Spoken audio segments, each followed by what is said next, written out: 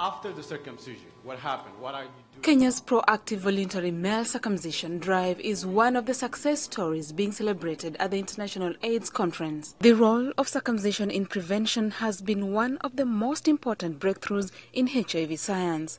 This is why African leaders led by former Tanzanian President Benjamin Mkapa, the former Vice President of Uganda Specioza Kazibwe, and Dr. Oburu Oginga have appealed to Africans to circumcise. Kenya, and during VMMC's campaigns, we have managed to bring this unit cost down to $30 US.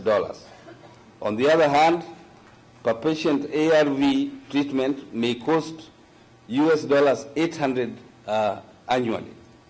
Since it is one-off intervention, male circumcision is the most cost-effective at US $300 to avert one infection. Just last month, about 35 of Zimbabwe's members of parliament headed for circumcision, and they wanted to be sure the public knew about it. And that yawning gap was that we were not actively practically involved. We were not leading the front as leaders. And therefore we realized that we needed to be part of the active involvement.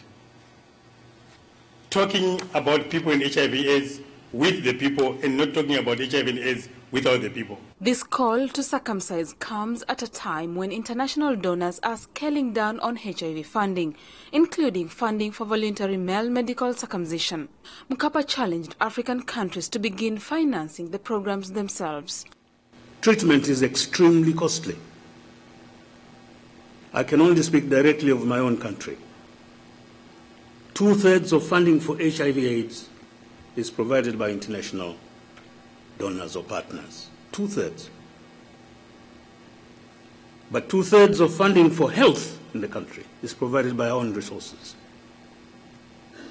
What does this show? It shows that we have a dependence on external resources when it comes to a major pandemic in our countries, and yet we do have the capacity for a general health service.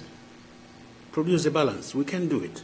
African leaders must, like the Zimbabwean MPs, lead by example and talk to their communities on why medical male circumcision is no longer a cultural issue but a medical issue. I'm not saying that we must forego the traditional circumcising, because it is a lot more than the circumcision anyway.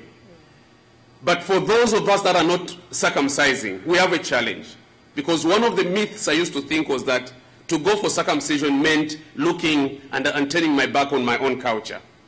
But I realized that it was more than that. It is a question of survival.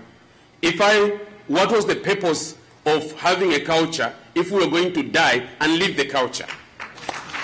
According to Dr. Peter Cherotich, the director of NASCOP, about 500,000 Kenyans have been circumcised voluntarily. Kenya has been applauded for spearheading HIV prevention efforts for the rapid scale-up of male circumcision.